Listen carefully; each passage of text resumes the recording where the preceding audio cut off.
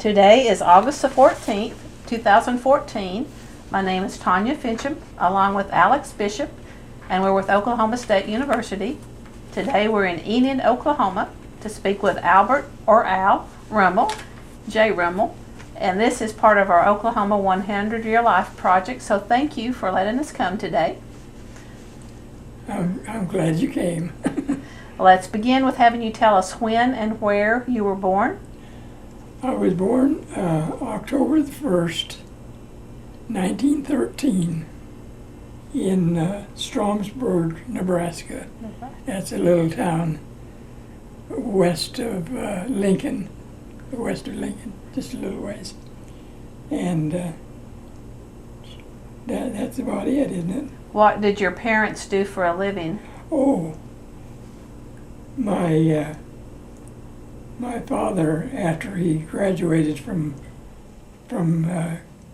high school, wanted to be a doctor. So he took 2 years in a medical school. I don't know whether it's in Omaha or Lincoln, one of the two. But in his second year, the professor told him he was too young to be a doctor. He was too young looking, said he would not be able to get a clientele. So my dad gave up being a doctor and took up barbering instead.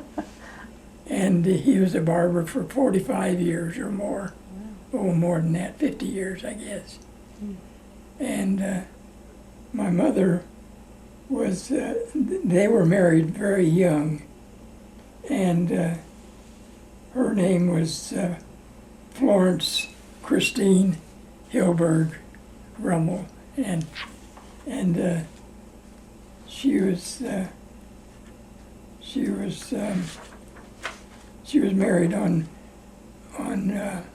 May the 25th, 1910.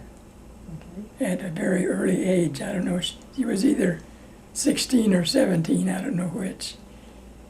And they right away started a family and had 4 or 5 boys. Had 4 boys that lived, 1 that did not. And so that was my family. And I was number 3. Number 3, okay. And what was your father's name? My father's name was Oliver Frank Rummel. Okay. And he was a barber, I told you that. That caused him to move from one town to the next to find one where he could make a good living. And the first one that he lived at was Ord, Nebraska. And that was a little town of about 500. That was not big enough. So the next one, they moved back to Stromsburg, and he worked there for about 5 years or more. And that's where I was born. And by the way, my mother was born there too, in that town, but earlier, of course. And let's see. Oh, and my brothers, my 2 older brothers, have all since passed away, and my youngest brother too. And I don't know, their families are still active, and they live in all over the United States. Some in Dallas, some in Los Angeles, and some in Colorado, and everywhere. Well, they're really spread out. Where did you go to elementary school? At 5 different towns. I went to elementary school. At the beginning, I went to first grade in Grand Island, Nebraska. Second grade, I took in Stromsburg, Nebraska. the third grade was Big Springs, Nebraska, and I took third and fourth grade there together. Then I moved back to Stromsburg for the fifth grade, and O'Neill, Nebraska for the sixth grade, where I took the seventh and eighth grade together and graduated in 1930. Okay. I was number 2 in the class of 40. You were a good student then. I had nothing else to do. I didn't go out for sports or anything. I just studied. Because I was too little and too young and too small. I was considered an infant, really, because I was so small and looked so small. My facial features were baby-like, and so I never could get anybody interested in adultery. No, I mean, as an adult, I could not have get like that. But that was really good. Then after, is this what you want to hear? Sure, yes, you're doing great. Then after graduating from high school, my 2 older brothers and me all graduated in 1930. One class, in the same class. I caught up with them. And after I graduated, I worked for a photo studio doing photography. That is developing and printing photographs and stuff and mailing them back to the customers. And I did that for about a year, not more than a year, because I was drafted by a groceryman. He said he wanted me to come to work for him. So I, like a dutiful person, I went to work for him in the grocery store, where I worked for 10 years. Wow. 10 years. And during that time, the supervisors of the chain store decided that I ought to be given a store of my own. So they opened a store in Iowa. It was Spirit Lake, Iowa. And I went to work there, and that was a fiasco. It really was, because they had a big celebration, opening a grocery store. And I think that there was a lot of pilfering going on during that time. And the next time they took an inventory, it showed up very short of merchandise. So they decided that they better have a different manager. And I said that we didn't do any pilfering on it, and it had to be shoplifters, because they had a big crowd, and you couldn't take care of all of them and check them out.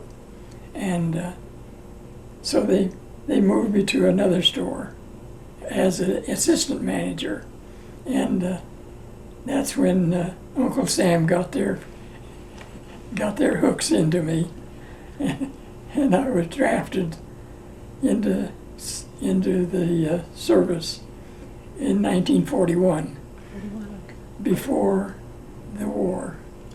What about I was just curious, that you worked during the Great Depression?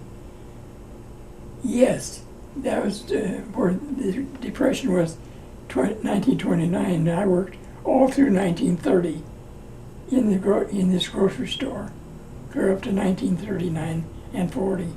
And then 41 is when the Army got me. And that was on the 5th of August, 1941. the war wasn't declared until December. So I was in August, September. I was in four full months before the war started, and that was. You want to hear about that? I sure do. I got on the train in Spirit Lake, and they took me to Des Moines, Iowa, to the Fort Des Moines. And we arrived there about midnight, but then they took us off the train, me and 4 other guys, and started processing us right then. We hadn't even been to sleep, And at 2 o'clock in the morning, they gave us an IQ test. And I was one of the hundreds that were there. I was one of 5 that tested real high. So they gathered me and these other 4 guys and sent us to Fort Monmouth, New Jersey, to the Signal Corps. At that time, the Air Corps was associated with the Signal Corps. It was not separated yet. And so that's where I stayed then with the Signal Corps for the next 5 years. And they moved me from one station to another across the United States, from New Jersey to Missouri to Sacramento, and then Fort Stockton, California. And then from there, they booted me over to New Guinea. And we went to New Guinea, and the same guys. And they followed me all the way through there. And during that time, I was singled out and given promotion after promotion, just because there were so few soldiers in the Army at that time. They were accumulating them, so they had to have non-commissioned officers. So I was made a corporal about the first 4 months, and then about a year or 2 later, I was made a sergeant. And the next day after sergeancy, I was made a staff sergeant. And that's where I stayed until the first sergeant left to go to OCS, and I became the first sergeant. And that was about the last 2 years in the Army. And like I said, they booted us over to New Guinea and Port Moresby and Leyte in the Philippines, Leyte Gulf in the Philippines, and then Manila. And we stayed there for long time. And it was after all the fighting was done. There was still debris, Japanese airplanes and things on the runway. And we did a lot of cleanup work.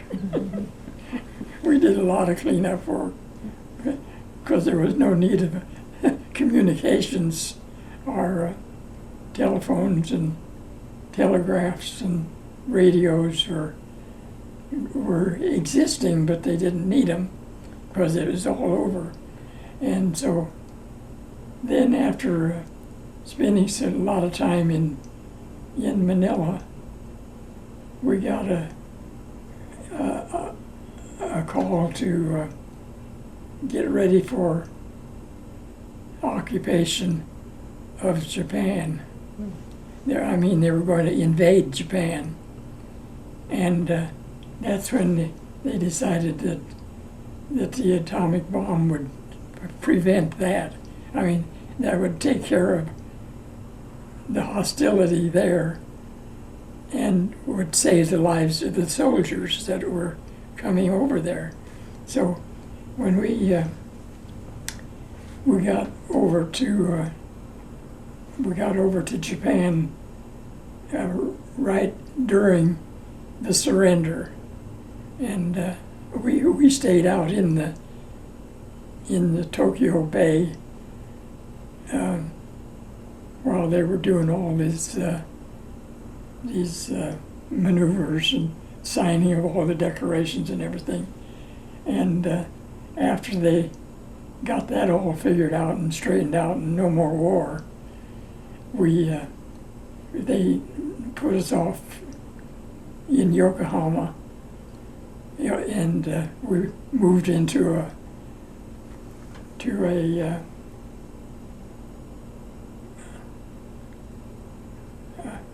kind of a barn-like affair. What do you call it? All I can think of is Quonset hut or barracks or... No, more like like a big barn is what it was like. And they had all these soldiers in there. That was a real mess. Then they started singling those people out, and they're sending them to different places in Japan to kind of let them know that we were there and prevent any uprisings and stuff like that. And me, with all my men, at that time I had about 300 men assigned to me as my company, and they moved us downtown in Tokyo, right across from the palace, in a 7-story building. That was my building, and we moved in there and occupied it, and General MacArthur was two buildings down from us, and the next building to us was the 2nd Cavalry, and they were assigned as MPs for the whole area. They were to watch over everybody and take charge of whatever needed to be taken charge of. And so they moved us into this 7-story building, and they kept assigning more and more men. I think by the time I left, there was 700 men there in that building that were assigned to that building. And in the meantime, we were expected and dutifully promoted to assigning a small group of men to General MacArthur's headquarters every morning for cleanup work and work around the kitchen and whatever needed to be done. We were really a service company at that time. We were just, and so then that is one night after everything was all quieted down and all the assignments were made, I decided as long as I'm downtown, we were some of our stuff, our items, our equipment was still in a Bay Area, but still in Tokyo. And I decided that I wanted to see downtown a little better.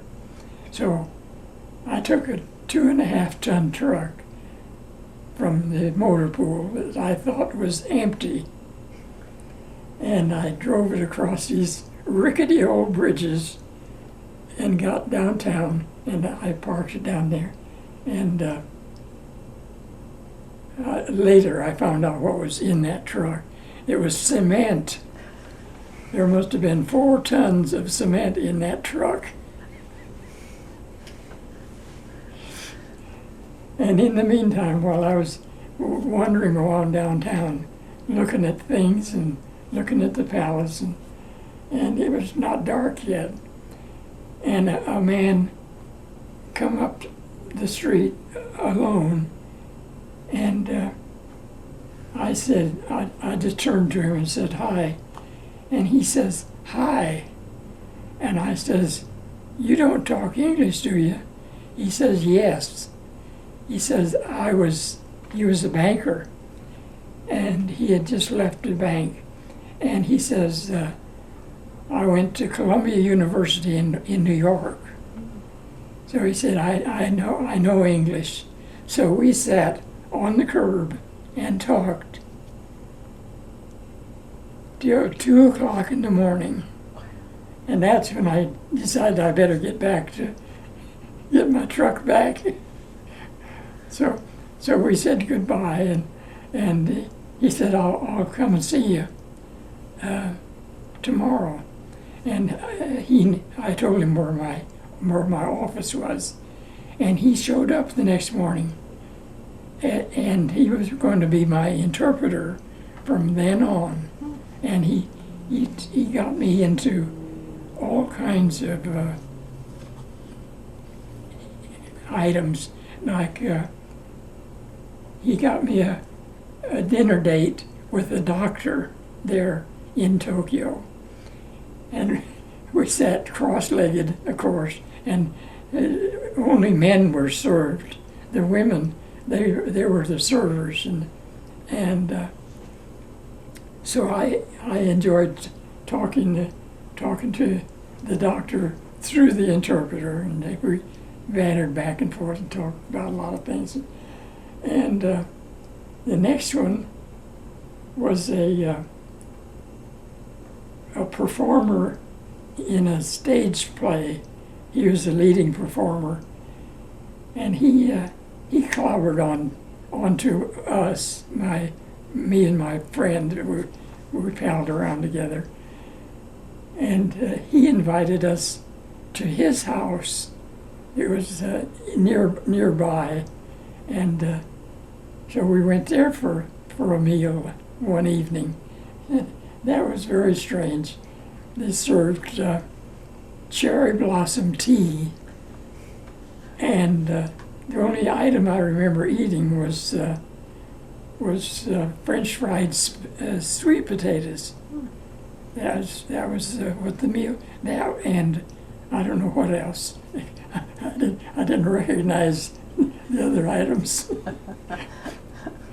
And then another item, another person that I was interviewed with and talked with was a man that I understood him to say he was a prince. I didn't know that the dignitaries had princes in their, but they could have, couldn't they? I don't have any idea. I have no idea, but I thought he was a prince. But he took us in, and we sat on the floor, of course, and no furniture. They don't have furniture, and we sat there and talked and took through the interpreter, and it was real good, real fine. I got the feeling like I was an ambassador rather than a first sergeant in the Army. Do you ever remember the interpreter's name? No, I don't know his name. I don't think he ever told me. I really don't. But he was Japanese? He was Japanese. He was a banker, and he worked in the bank. But there wasn't much going on as far as banking was concerned. So he had a lot of free time. Did you ever feel like you were in harm's way? No, I did in New Guinea, but not Not in Japan? not in Tokyo. Never. And so one of my soirees where I was walking the streets looking at things, in just a block off of where I was stationed, where my building was. Just a block off of that, the town was flat. I mean, there was no buildings out there at all, and that was, I think they called that the Ginza Street. It was unharmed, but everything on the other side of it was gone, either burned or bombed, one of the two. I don't know which, but it was really torn up, and one store that I visited on this Ginza part it was still in operation and still had people in there running the business. And what they had was cloisonne vases of all sizes and shapes and beautiful things. So I couldn't pass that up. So I bought one. It was a vase about yay big around. I've got it in there on the piano, on the television, about yay big around and about this tall, and it's just beautiful, all cloisonne. And I couldn't confiscate it, so I bought it, and I think I paid $100 for it. And after I did that, then my soldier friends, they were on the lookout, and they picked up two more cloisonne vases. There's one of them right there. That's pretty. And there's another one on this other side. But I was so taken with those. They were so beautiful. I couldn't pass them up. So I got both of those too. And you got them back without breaking, or Well, I got them back without breaking. I mailed it. I boxed them up and mailed them back to my folks in California. And but that vase in there is damaged now. I had it sitting on the fireplace. the mantle, or hearth? Hearth on the hearth, and a visitor knocked it over and hit it on one side, and just the stuff just crackled and popped off on that side, and on the opposite side it crackled too. I don't know how I did that, but anyway, it was quite a blow. But I wasn't going to throw it away because it's still my vase, and I am very proud of it, and I still like it, and it's beautiful. But that is about the time I started losing my mind of all the things I had to do, and the pressure that I was under. And my captain, he wasn't much help. He didn't do me any good. And so I finally got my points, the point system. I finally got it up to 70, and that's when I could be discharged. So one day I just told everybody goodbye, and I hopped on a bus or a truck, and they took me up to what they called the Japanese West Point, was where the discharges were going to be made, or where they were going to ship them off to California. And so I was really fit to be tied, and I couldn't wait to get home. And it was rough. I just didn't care anymore about that. I was disgusted with them. I was very unhappy at that time, very unhappy. But and like I said, I took the next year off from everything. I didn't do anything. I stayed with my folks and had my meals there, and I slept there, and I did whatever I wanted to do. Didn't do anything. They didn't ask me to do anything, and I got my mentality back like it should be, and but it was a rough go for that year. And then during the time I was in El Monte, that's where my folks lived. He was a barber there, and he was settled down real good. He was making lots of money there. There was a big company, a big town that had lots of people that needed haircuts, and so I lived with them, and there was a big two-story house being torn down the street from them, and they were going to put in a drugstore there. I heard that they were going to put in a drugstore, so I told my folks, I said, I'll just stay here, and when they open that drugstore, I'll go to work for them, and I did. It was about a year later, and I went to work for the drugstore, but I only worked there for about 6 months or more, about 8 months, and I kind of turned into assistant manager there. They had me assigned to the liquor department. Liquor all over the place. That was not good either. I didn't like that. But anyway, I worked with them for a while, and one day a man came up to my counter, and he looked me in the eye and he says, "How would you like to go to work for me?" And I says, "Why, sure." I says, "What do you do?"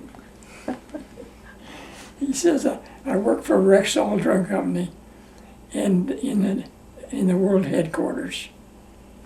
And I says, "Why, sure." I says, you give me about a week and you can pick me up." And he lived just beyond where I did, and he could pick me up to go into town every morning, and he did that for a long time.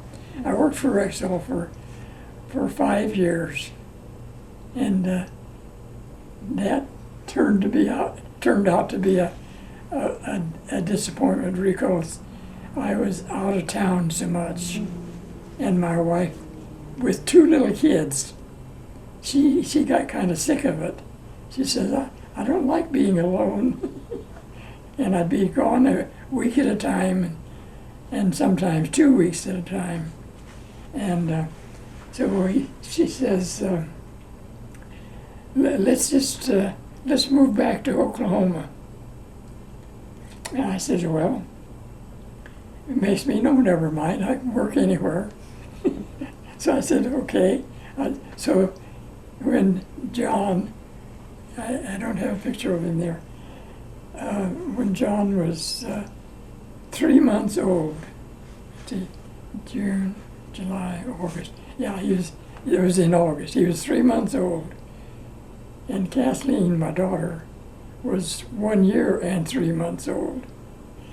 And we loaded up, we sold our furniture and packed up our dishes and everything we wanted. And we moved to Oklahoma, to her folks' place.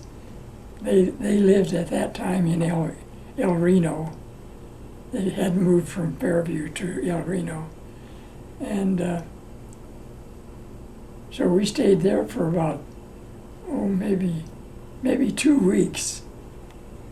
And I told Mr. Nicholson, I said, that was my father-in-law, I told him that I wanted to go to work, and he said, well, he says, I know a drugstore in Enid where I think you could go to work. And he says, I know the people that run it. He said, so he went up and talked to them, and they said, sure, bring him up. So they brought me up there, and I went to work for Sanford Stunkel. And I found out later it used to be Sanford Stunkel Frazier, and Frazier was my mother-in-law's sister. And they lived in Enid, so everybody moved to Enid. And that's where we raised the kids. Well, let's back up then. How did you meet your wife? Oh, that's another story. I met her while I was working at this drugstore in El Monte. A friend of mine asked me if I wanted to go on a blind date, and he said he and his girlfriend was going to go, and I said, "Oh, sure." I said, "We'll do that. I can do that." So I went to this blind date and met Maureen, and she right away, she thought I was it. So I really couldn't do anything about it, so except to go ahead and fall in love with her. And everything seemed to be working out just fine. And we got married in Pasadena. And about a year later, or 2 years later, in 1948. And Well, what was she doing in California? she had been a school teacher here in Enid and various towns around Enid, and she got tired of that. So she knew a friend had gone to California, so she contacted her and the guy, and she says, you go ahead and come on out. He says, "I got a professor that has got a lease already signed for you." He says, "All you have to do is come on out." He says, "You've got the job." And so she went to work then for the California Teachers Association, and she worked in, let's see, three different schools in California, and after we were married, why that's where we lived, within walking distance of one of them, in Compton, California, and that's where we were living up until the time we wanted to move, and we moved then to El Reno and eventually in Enid. That would have been in the early 50s And or we've the 50s. been here ever since, yeah. Okay. That was 50 some years ago. Yeah, boy. But it has been real good to us, really good to us. Even though teacher salaries were almost non-existent at that time, it was hard to get along on my salary, and hers was still not enough to raise two kids with. Well, some places wouldn't let school teachers be married. Did she have that problem? At the time she started teaching, that was one of the rules. She had to remain single, and she had to go to church every Sunday in that town where she was. So she was really hogtied, and I think that's what got her to want to move to a different place. So that's what she did. Well, when she got married, did she tell them, or did she keep it secret for a while? Oh, that was much later, after that had expired. That type of a rule had expired, and they didn't object to being married then. But we got married, lived in Compton till we went to Enid, or through El Reno. And I often wondered if she wanted to move back to Fairview, where she was born. She says, no way. She says she didn't want anything to do with Fairview again. She had some bad experiences there, that's why. So, Well, how did you get things back? Pack up the car and come, or did you come by train, or what? oh, we came by car. Or, You know, I drove through from Compton to El Reno without without a lodging, without a motel. I mean, I never stopped. I drove 30 hours straight through.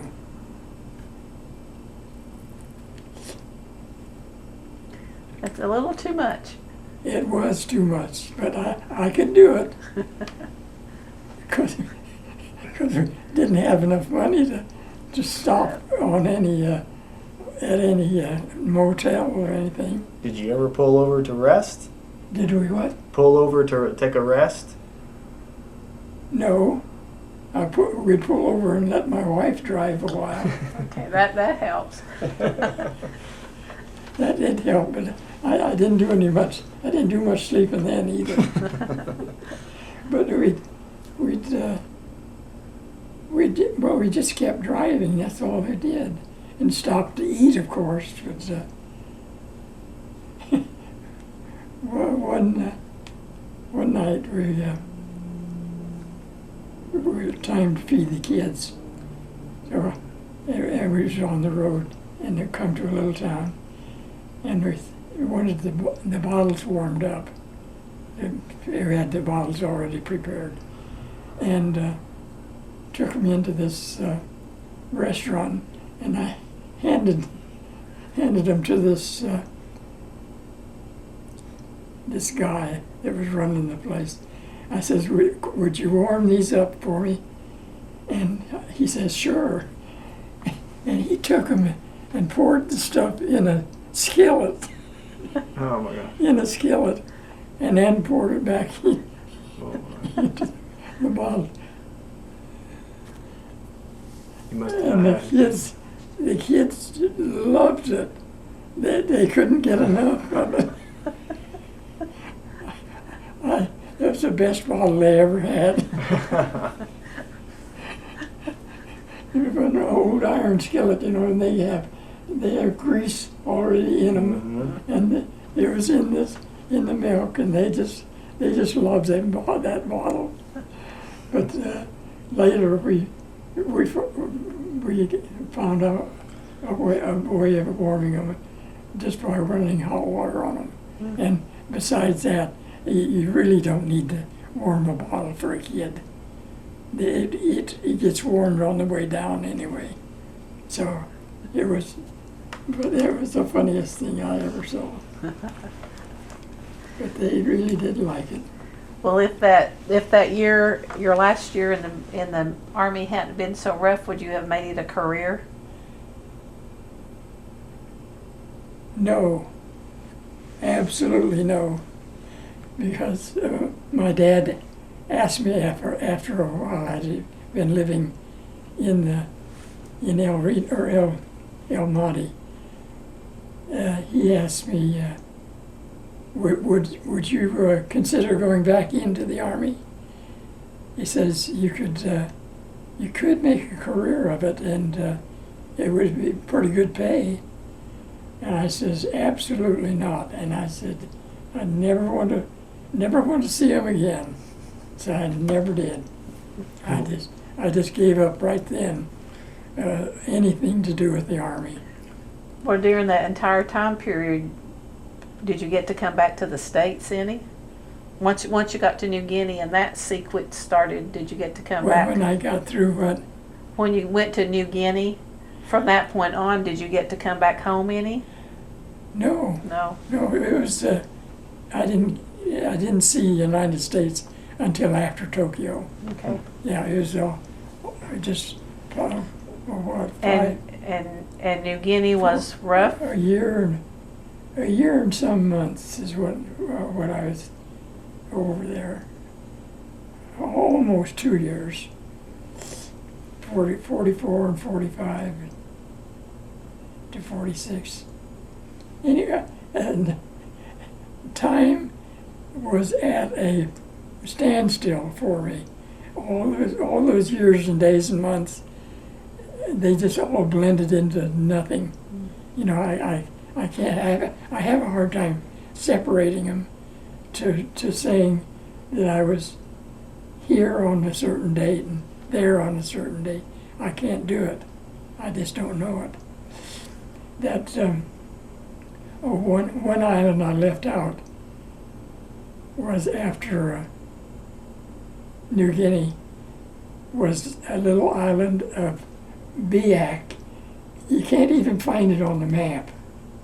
It was a coral island, coral, just flat coral, nothing else.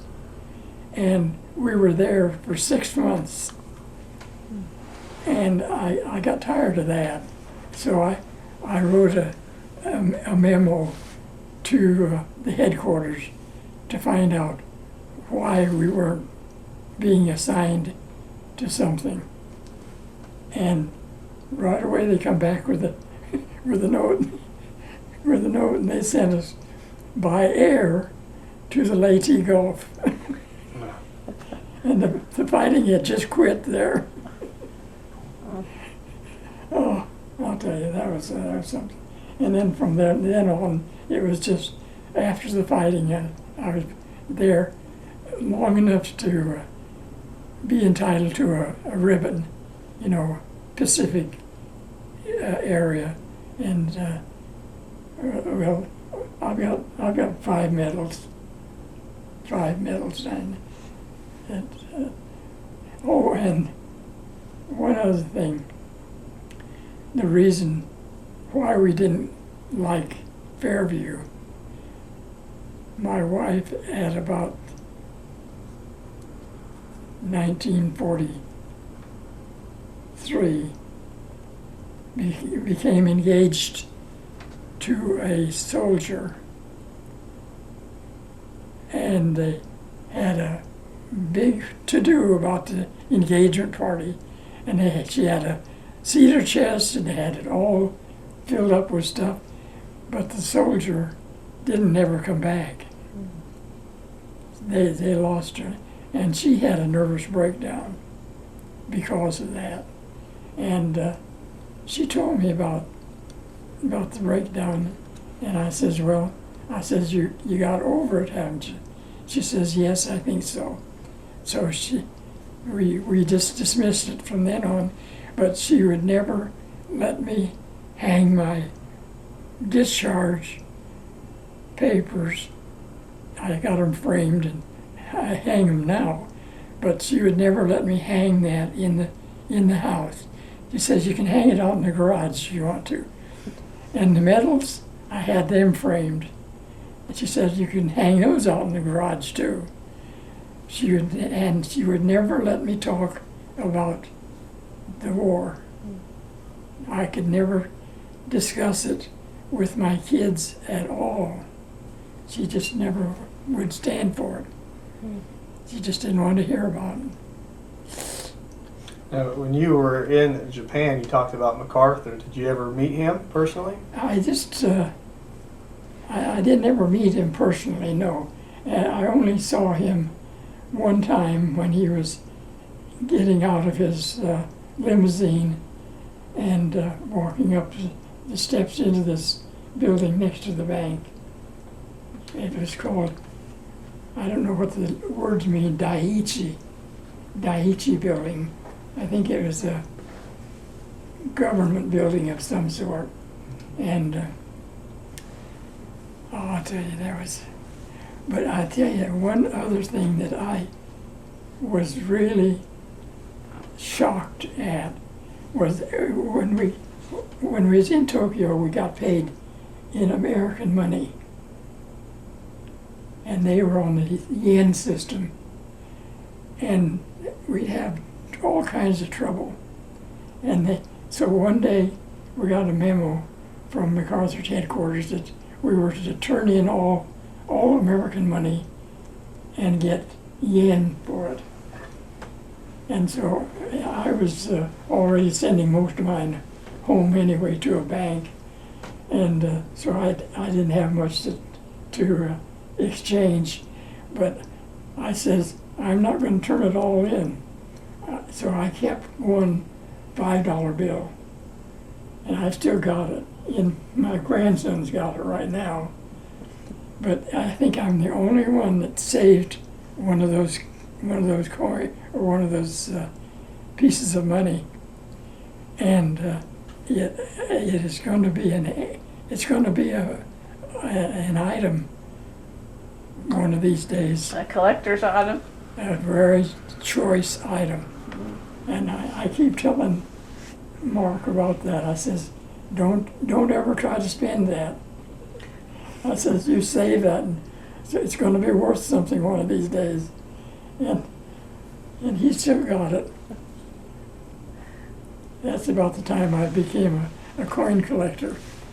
And I got a box about that long, about this wide, about that high, and it's full of pennies, nickels, dimes, and quarters, no half dollars, and silver dollars, and this paper dollar. It's got that paper dollar or $5 bill in it that I'm not going to turn in. Well, you mentioned that New Guinea was, you felt like you might be in danger in New Guinea? Yes, we used to go tramping in the woods. You know, the natives were still in little bunches, little huts and things like that. Mm-hmm. And I know one day we were walking down a single path, and I don't know, for some reason or other, it might have been something that I smelled, or something that smelled like a Japanese, but the back of my hair stood on end, and I thought, well, he can't fire a shot or he'd get killed himself. So I didn't fire a shot. I didn't have one to fire anyway. And so we just went ahead and walked on, and did our business with the natives, and came back that same way. But that was the only time that I ever felt threatened. It was really something. It was really something. And I was really afraid, because I didn't have any ammunition. And I hoped he didn't either, if it was a Japanese. But he could have been hiding in those bushes, you know. And he might have been living with the natives too. Yeah. So, but as far as I know, he's still there. Well, when you came back to the States, was there some kind of welcome home, or did you just kind of slowly go? Just kind of floated in. The only time that I mentioned it was on a bus going downtown. I don't know what, from the seaport.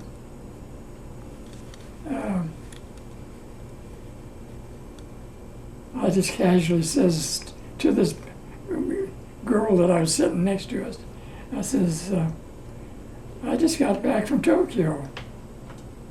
She says, oh. That was it. That was my welcome.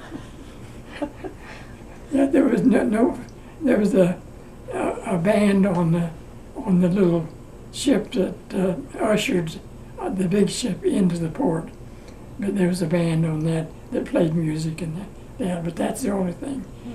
As far as individual greetings, there was no such thing. No such thing. Well, did your parents know you were coming? No, I called them from San Francisco and told them. I says, I don't know when I'll get down there, but I says, I'll let you know. And so I tried every known means of transportation that I could think of. Couldn't get on an airplane, couldn't get on the bus, couldn't get on the train. The only thing open was a ship in the harbor that was going to go to Los Angeles. So I said, okay, that's me. So I got on this ship and we went down overnight to Los Angeles. And they let me off at Fort MacArthur. And that's where I got my true discharge. And that's where I called my folks to come down to the Los Angeles depot. And I took a bus from Fort MacArthur up to Los Angeles depot. And that's where they picked me up. Happy to see you, I'm sure. I should say so, because I was really jumping. But my father and my mother were there, lined up, and my oldest brother, his wife was out in the car. She was taking care of a 4-month-old Dickie, Richard Rummel. He was only 4 months old. And she was out in the car with Dickie, and the rest of them, we all then took off and got in the car and went up to El Monte. And those were the days. That everything seemed to be going my way then, from then on, because I was always babied anyway, as one of the youngest children. And so I just fell right into it.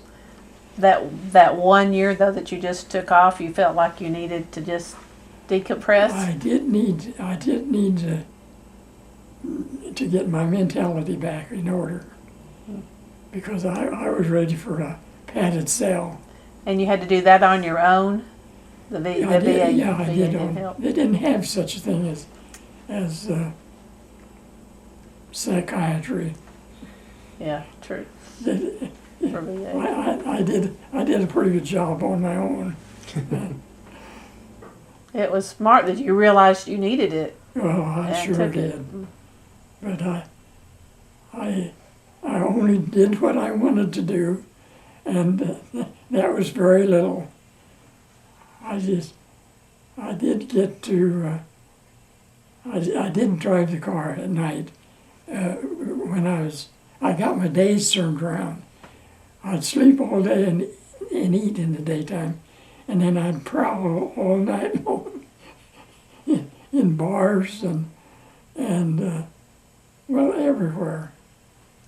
And just out looking for friends to make friends with. And then one day you woke up and realized it's time to move on? And I did.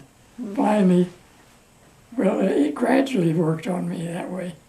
And I finally decided that I should get married and do what I was supposed to do.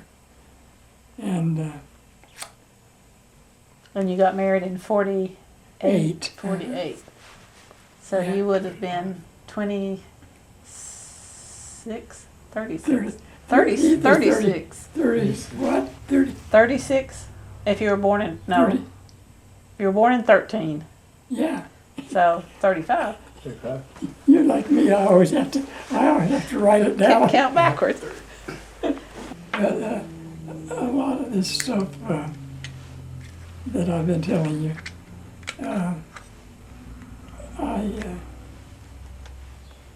my son and his oldest son, got me cornered one day and had me go through all my Army experiences with them, but they didn't record it, and they didn't write it down or anything. They just verbally is all. So that's the first time that I had ever got the chance to tell them anything about my Army career or my early marriage or anything like that. And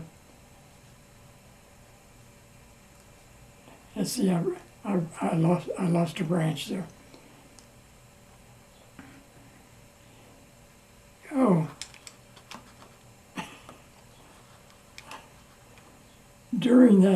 during telling that story about my Army career, I happened to mention to Chris, that's the grandson, I says, you won't believe this, but all through the Army, I carried a weapon, but I never was issued a bullet. I said, I never was issued one. I said, I don't know what would have happened if I'd had a shell in my rifle. But he says, oh, I'm going to call you Barney.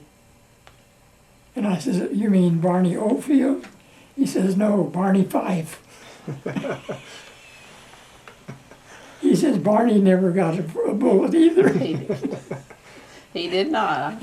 And the reason I thought he said Barney Oldfield was because I had just come from Tulsa and got a speeding ticket for doing 90 miles an hour on the speedway.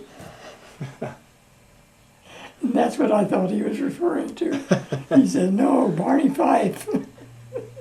90 miles an hour. Mm-hmm.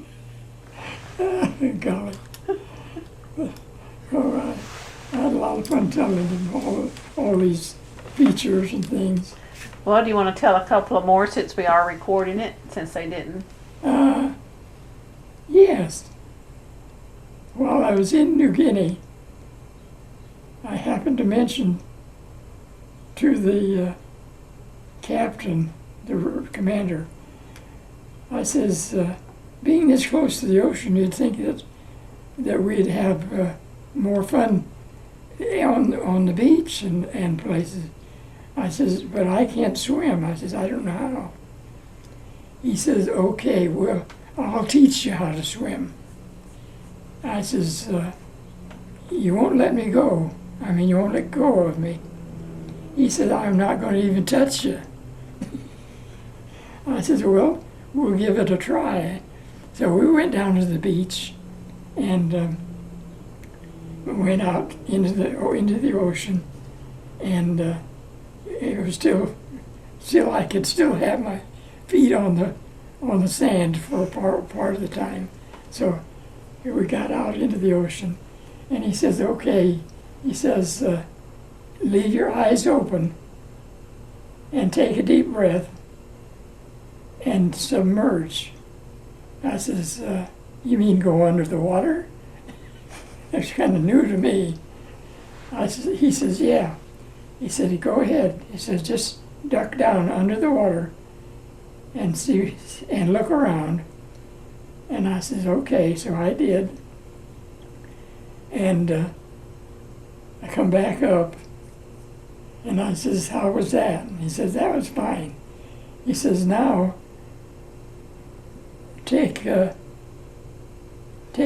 arms and do a paddle of some kind and get your feet off of the sand. And I says, like this, and I did that. He says, yeah, that's right. So she says, go ahead and dog paddle. And I did. And he says, now, while you're doing that, he says, get your face underwater and your head underwater so you can see what you're doing down there. And I said, okay. So from then on, it was just a lot of fun. I just learned how to swim. And I never did do the Olympic type swimming, but just dog paddled and flapping my feet. And it got me out there in the ocean, and I had a lot of fun doing that. And one other item along with that was one night I was in my bed, and here comes a big old ugly dog, a wire-haired terrier, and she crawled under my bed and laid down under there, and I reached down and patted her on the head like that. And from then on, she was my friend. She was never without me. I was never without her. And when we'd go swimming, I'd just say to her, "Shall we go swimming?" And she was gone. She was down on the beach waiting for me. Did you name her? No, no. I know she was a Japanese dog because they had left her there. Think about bringing her back with you? I tried to bring her to Tokyo with me, or tried to get to when we were going to Tokyo, but they wouldn't let her on the plane. And later, the guy apologized to me. He says, "I didn't know that was a company mascot." And I says, "Yeah," but I says, "She'll be all right." And I know she would be because she knew the island pretty well. And so that was the end of the dog story. But that dog may have scented something on me that told her I was a dog lover, because when I was 4 years old in Grand Island, Nebraska, we always played on the street and on the sidewalk and everything. And I was way down the street one day, and we had this dog, this big old ugly wire-haired terrier. She was our guardian, our kids' guardian.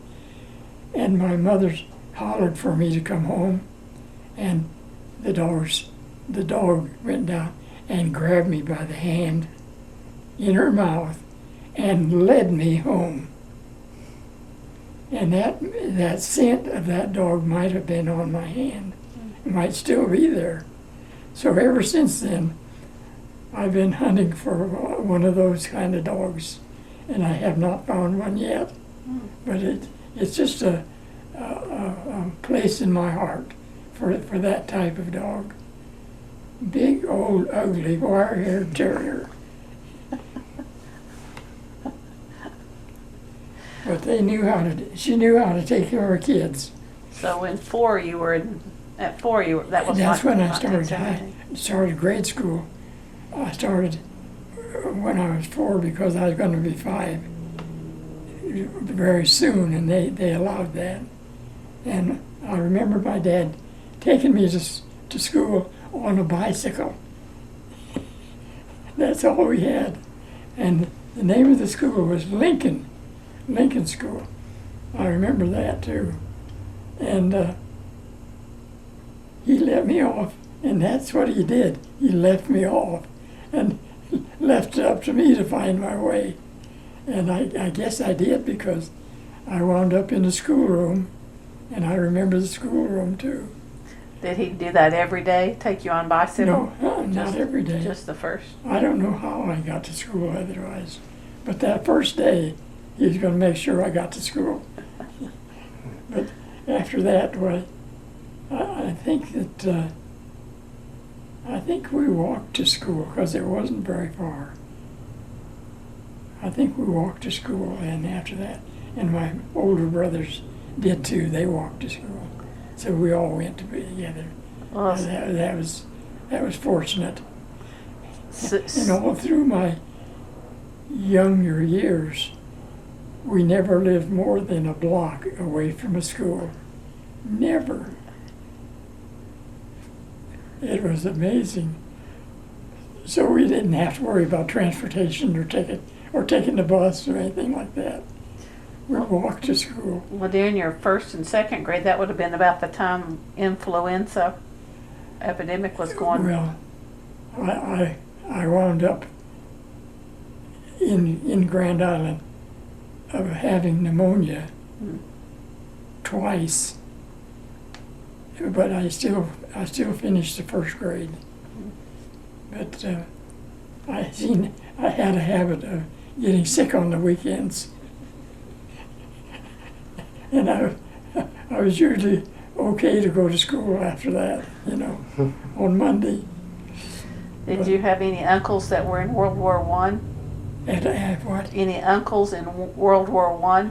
Yeah, I had one uncle, my mother's brother. His name was Walter Hilberg, and he was in France and Germany, and I don't know what he did. He never talked about it much either. But he made it back. He made it back. Yes. Yes. Yeah, he made it back. As a matter of fact, he was living with my folks in El Monte. He had been accepted in the Veterans Hospital area. He was supposed to stay there, but he'd get tired of that, and he'd check out and go somewhere else. And, I'll tell you.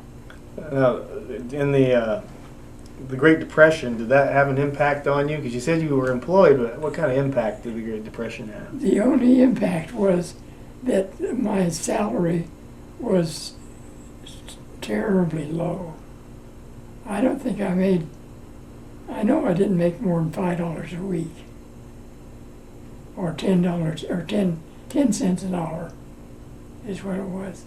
But with that money, I was able to go to dances, and finally my brother and I went together and bought a car.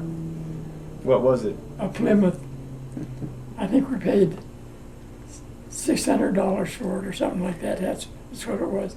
But we had it on monthly payments of $20. So I had put in $10 and he'd put in $10. So that went along real good. But that was during the Depression, and it was terrible. Everybody's trying to get your money, you know. But and lots of people didn't have money for groceries. We had that grocery store stocked, and every weekend, they just probably clean us out. And I don't know if the manager was furnishing groceries to someone or not, but there's a lot of poor people and a lot of other grocery stores in town that were not making it, and they finally closed. So You were living with your folks at the time? You were living at home? Yes. Uh-huh. So that helped? Yeah, that helped.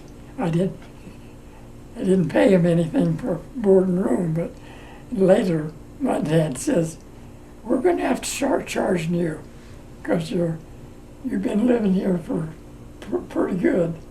And I says, you're right, you should be charging me. So they said they were going to charge me $1 a week then after that. And my two older brothers, my two older brothers and my younger brother, they were all married by that time, and they all had good jobs with the electric company, and that was a good deal. And my oldest brother, he worked for a creamery company that bought cream and sent it to be made into butter. As a matter of fact, he was a butter maker for a while. So I'll tell you, those were very rough times for everybody. And my oldest brother then in 1941, they finally had their oldest son, Kurt, and that was 1941. And they decided that living in Enid wasn't making much money, so they decided they were going to move to California. So they up and went to California, and he got a job right away with the Northrop Air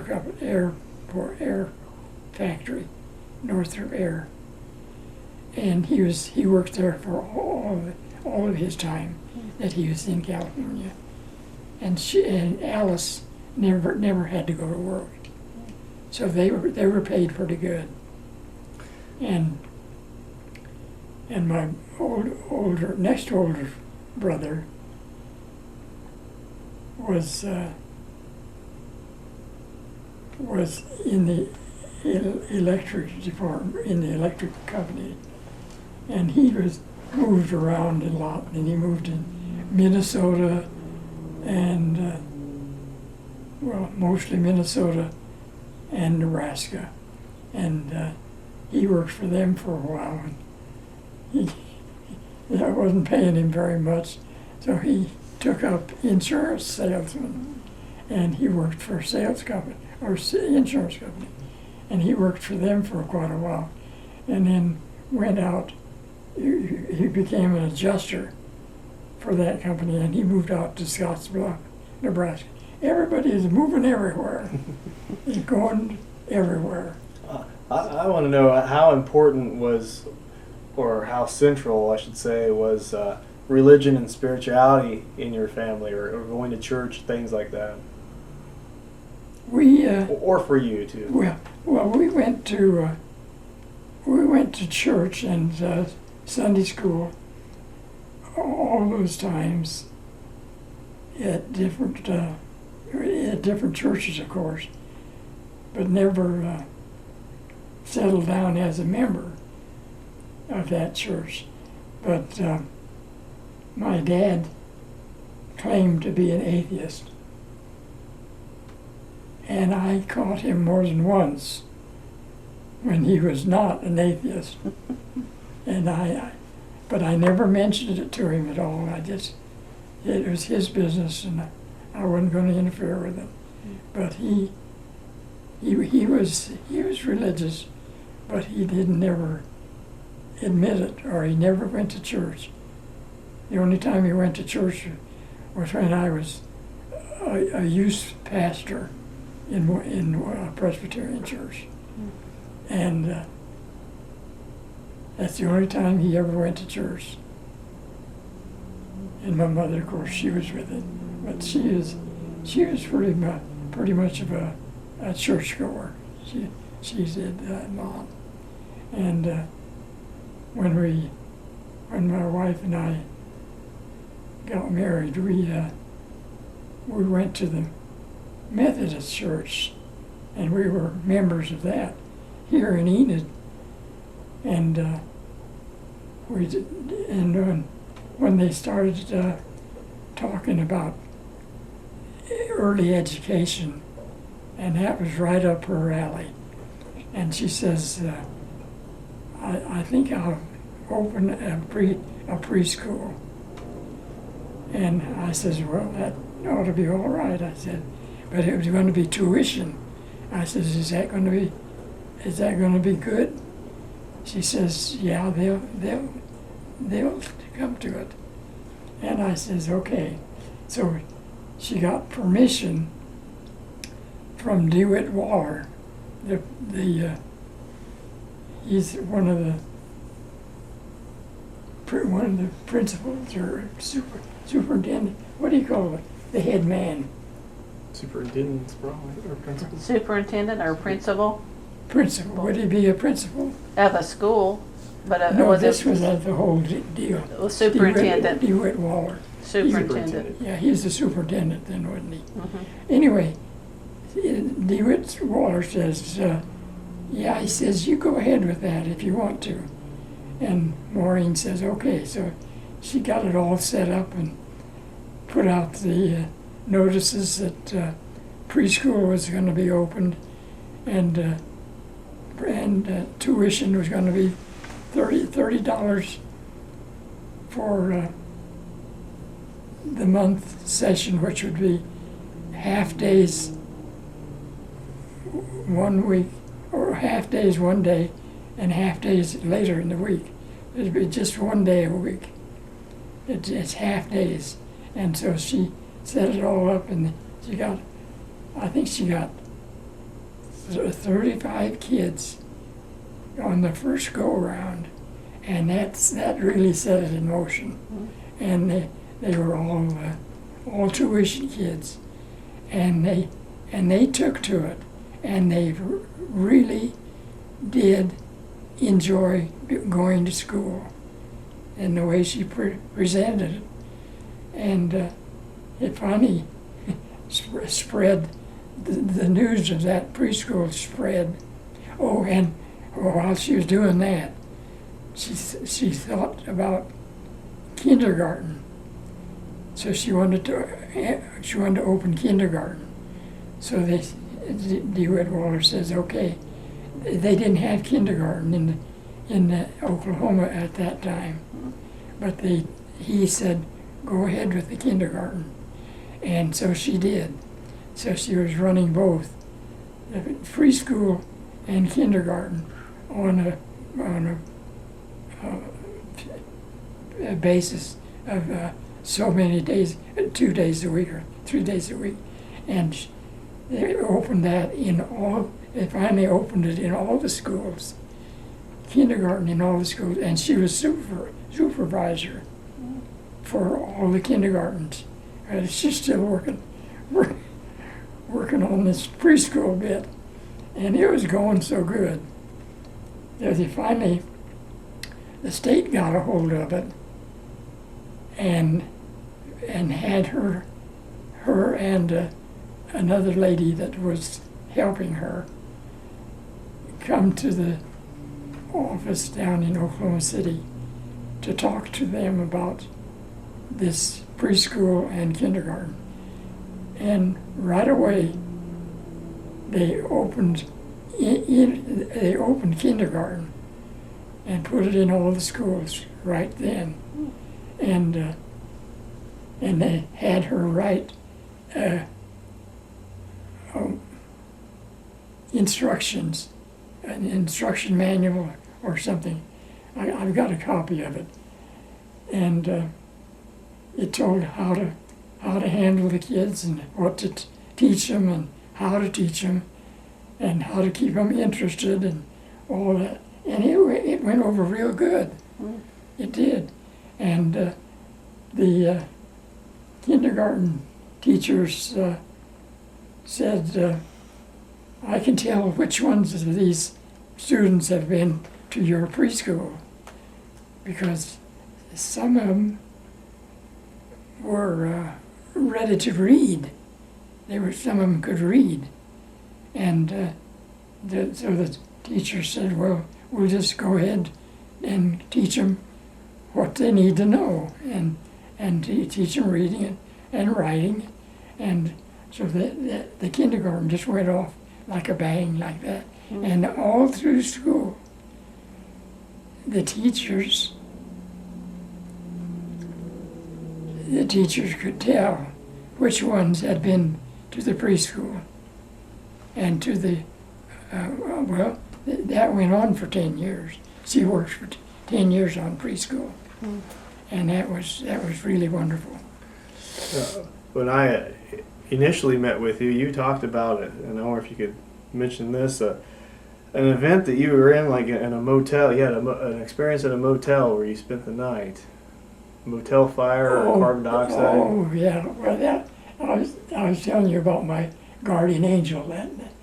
That's what that was.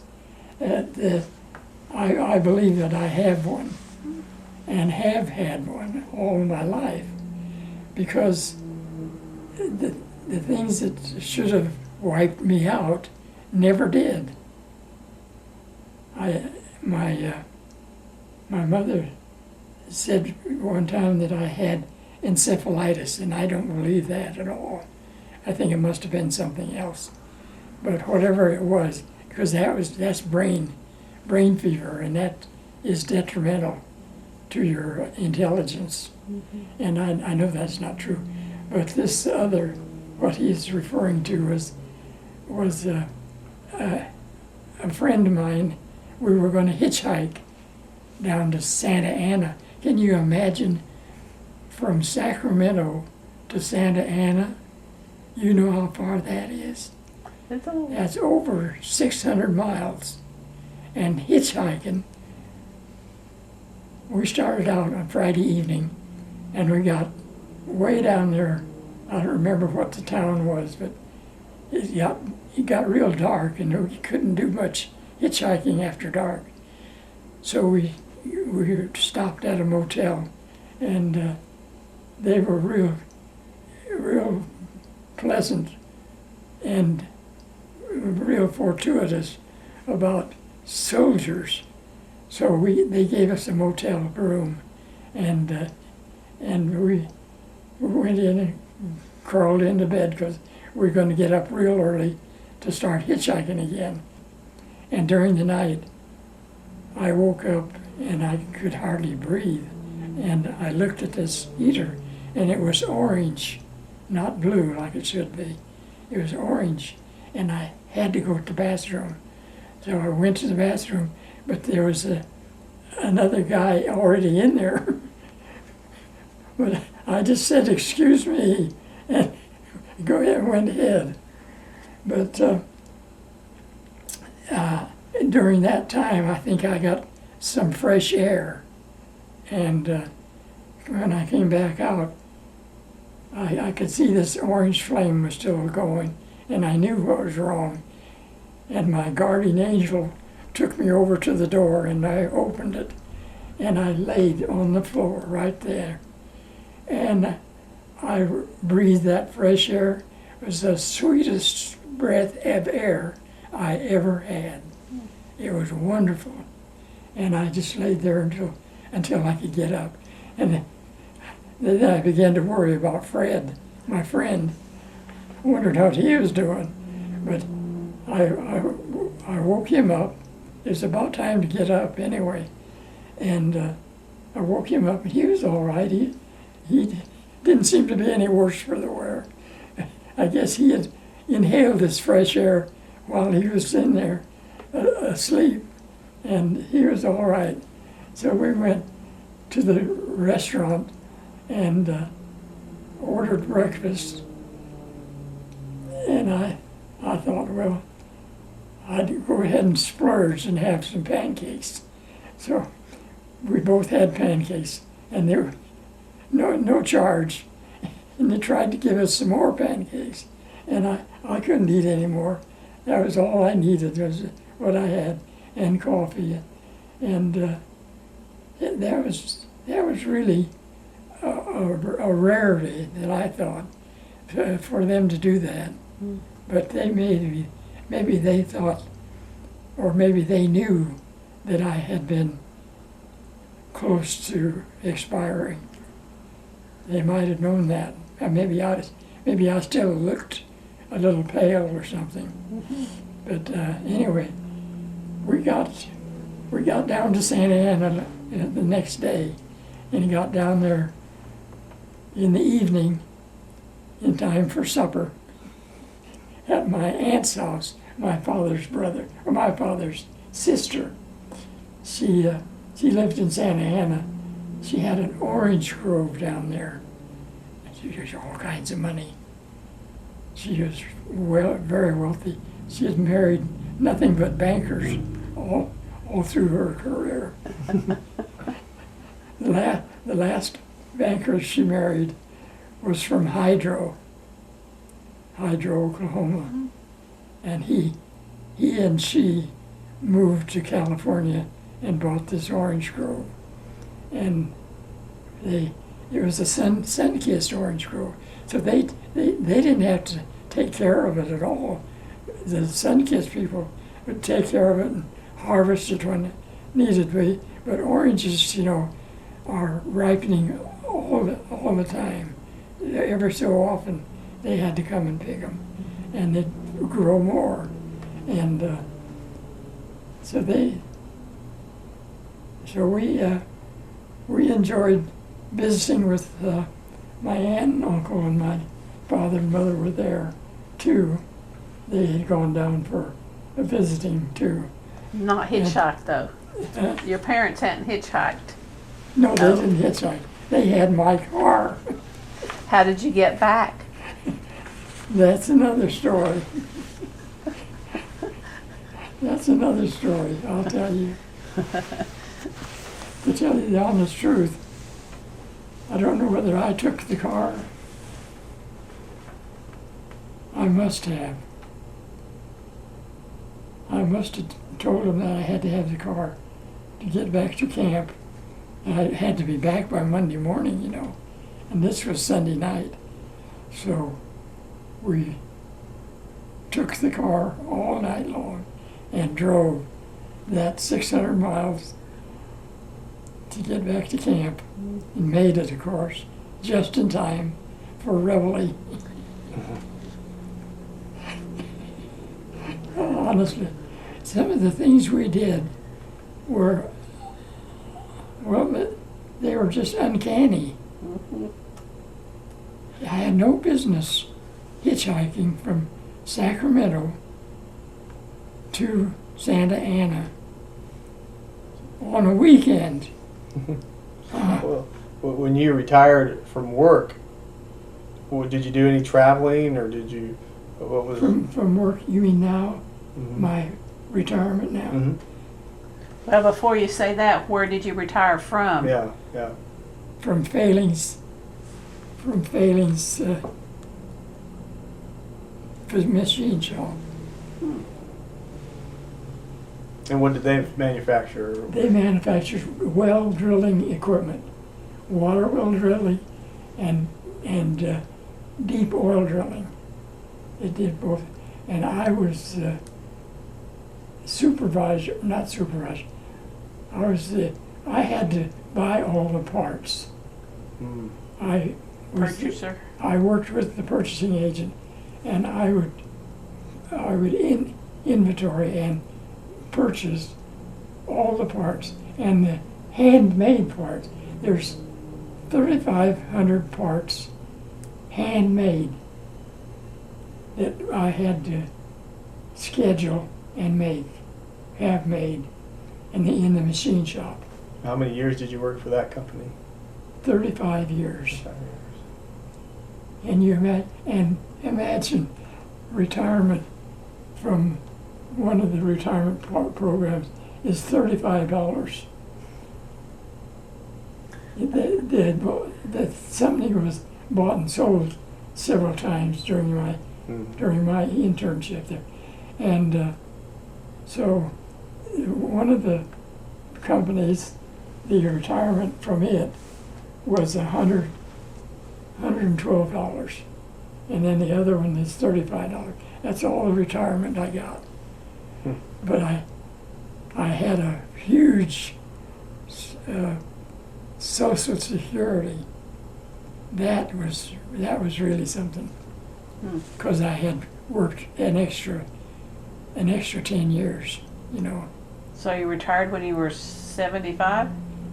I retired in 78. 1978. In 78.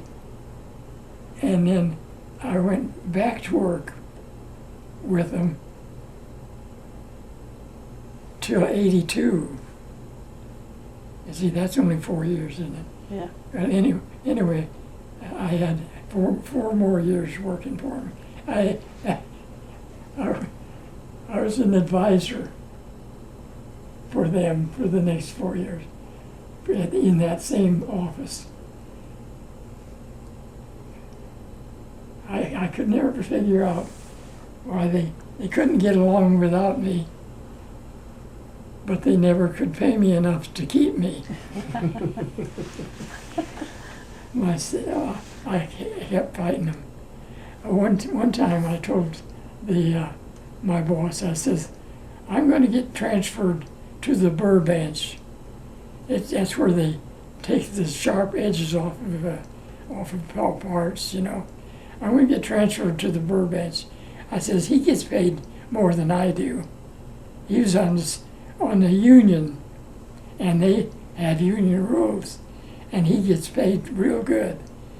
But me, I says, he gets paid more than I do, and I'm going to transfer to the burr bench. About that time, he got me a little raise. Not much, but some.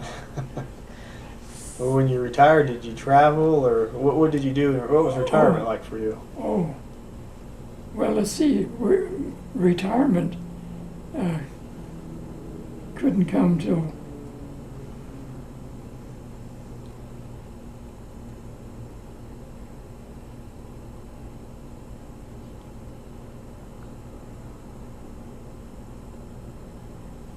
after my wife retired from teaching, we did take a trip. She wanted to see the town where she first taught school, where they had no marriage, and had to go to school, go to church and everything. That was Cromwell, Nebraska, or Cromwell, Oklahoma. You can tell I'm getting my instances all tangled up. You're doing good though. Anyway, so I says, okay, we'll go see Cromwell. And so we did, and looked it all over, and she talked to the current superintendent or super professor anyway, the superintendent. I never did keep those titles separate. I never did figure them out. He didn't ever give us enough time. Anyway, we talked to him a while and took off and came back home. She would not let me go to any other town where there might be something that she would like to see or do, but she wouldn't do that. We went to Cromwell, turned around, and came back, all in one day, on a weekend. And later, we decided to go to Branson, Missouri. I says that'd be a lot of fun to do that. And she says, well, we could do that. And so we bottled everything up and went to Branson. And I says, well, we better get a motel room or a hotel room or something after we got there, because I said we'll be going to shows and things. And she says, no, I'm not going to stay in a motel. I don't like to sleep in this hill country. She says, I'm afraid to sleep in hill country. So I said, okay. So we went to one of the shows, and then instead of going to a motel, we drove down to Bentonville. Is that where it is? Is that where it was? Bentonville. Anyway, it was flatland.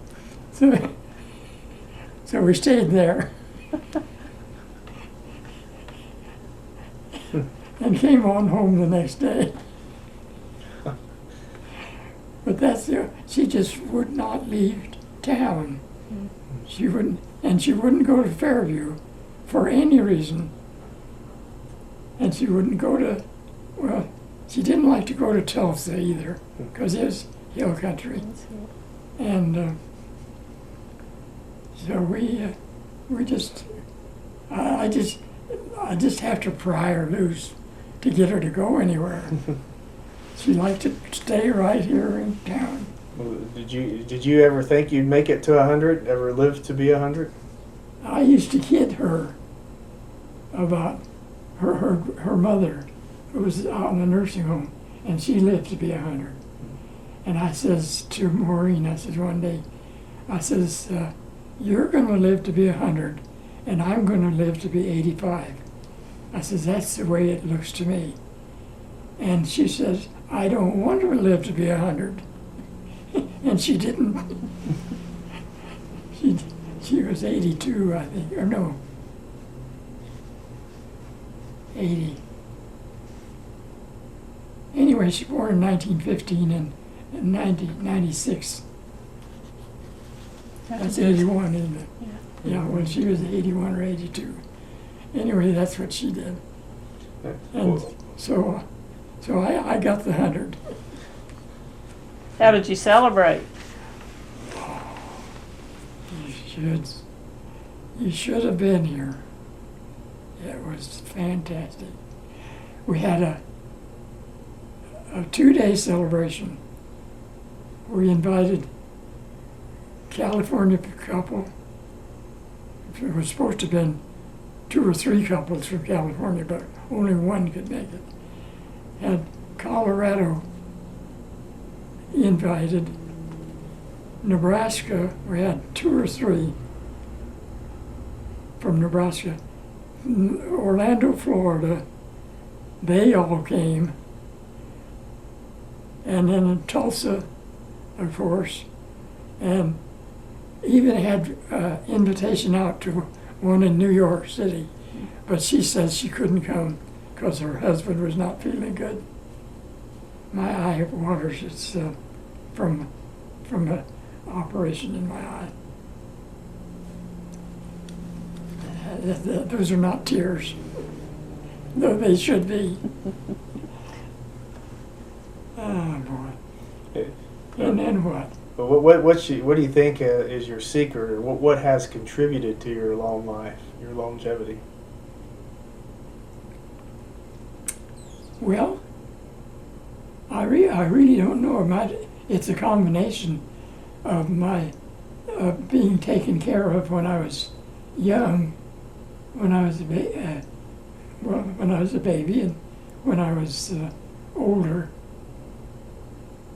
I was the youngest for 4 years before my youngest brother was born, and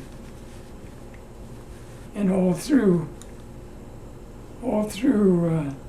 grade school and high school, whenever I was ill, my mother would take real good care of me, and I only had the doctor one time, and that was a fiasco, because all he did was want to give me some kind of a powder. That was the days when powders were it was a doctor's remedy, and I could not take one, and I didn't. I'm stubborn, very stubborn, and when something that I don't want to do, I don't do.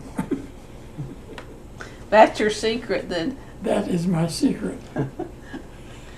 But anyway, and I was taken care of when I was a young man. I was always fed properly, and I never went we never went hungry, never in my life. But lots of oatmeal and cornmeal and rice and all kinds of grains, and my dad would go out hunting, and he'd bring home rabbits and prairie chickens and all kinds of good things, and they'd go fishing, and he'd bring home fish too. So, like I said, we never went hungry, but we never had time to raise a garden. I don't know. I guess we didn't have time. That was it.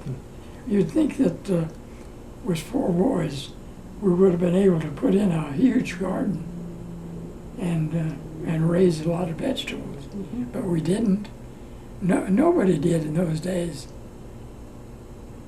They may have raised a few potatoes and apples and stuff like that, but they never went in for vegetables. I don't know why. But like I said, we never went hungry, and we never went cold, never without some place to stay, a way to live. We always had a place to live. Did you smoke when you were in the military? Yes. When I was 20, I thought, well, everybody's smoking, and my dad smoked, and my mother wanted to, but she didn't. And my brothers, they all smoked, so I figured I should too. So at 20, I started to take on a cigarette here and there, and that lasted all the way up to my retirement.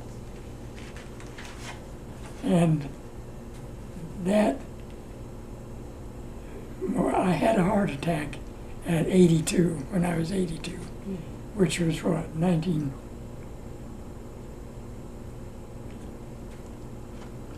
Well, whatever year it was. 95? I'm not going to figure that out. 95?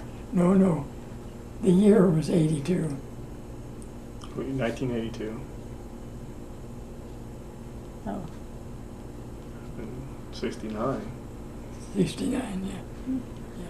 Well, anyway, it was 1982, and I was 69, and I had a heart attack. And and I had a garden that you wouldn't believe. It was on the railroad right away, along the railroad track, 120 feet long and about 35 feet wide. And I planted everything you could think of, even broccoli and cabbage and sweet potatoes and onions and garlic, and I raised everything that I could and gave away most of it because just my wife and I, we didn't need too much, and none of the kids or grandkids were living with us, but my wife's mother, finally, we had to put her in one of our bedrooms, and we took care of her until she went to the nursing home. We finally had to take her to the nursing home because we couldn't take care of her. Mm-hmm. And that's where she stayed until she died. So you quit smoking when you had your heart attack? You quit? Yes. After what, A long time. 46, 47, 48. It was about 1950s when I quit. So that was what, 30 years of smoking. And that was awful. We used to have fights.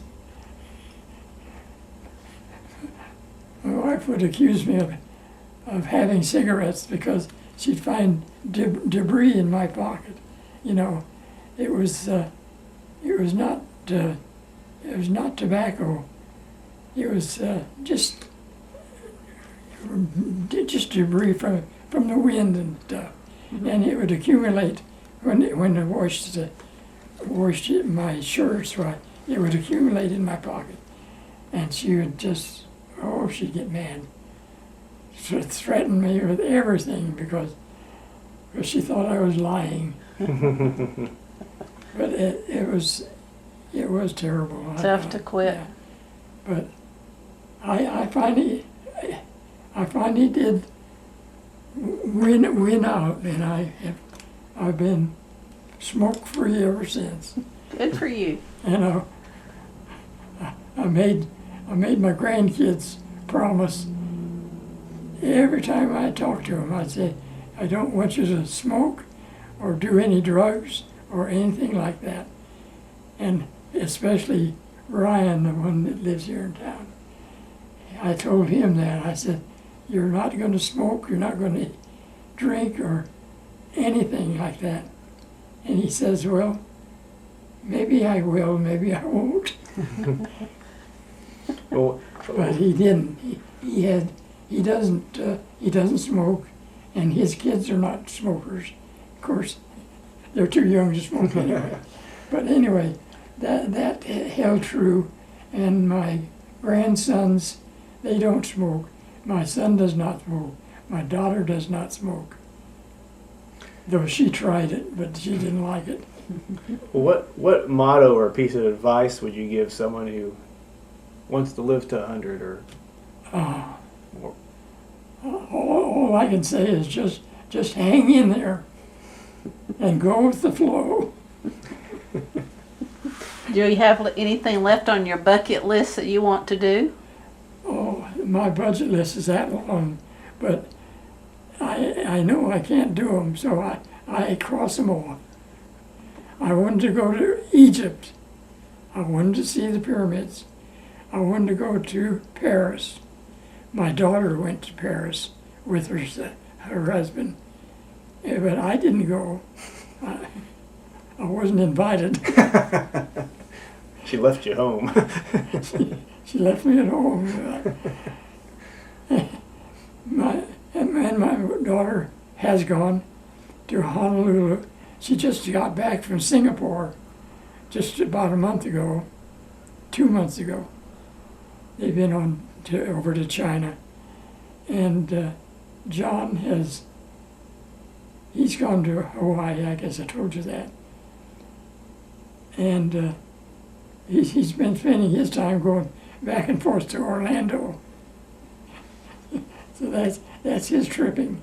But that's a necessity, and I praised him for that, because that's the thing for him to do.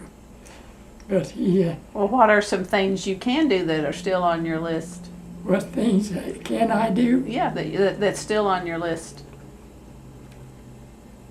There's nothing on my list that I can do, because my backyard is giving me fits.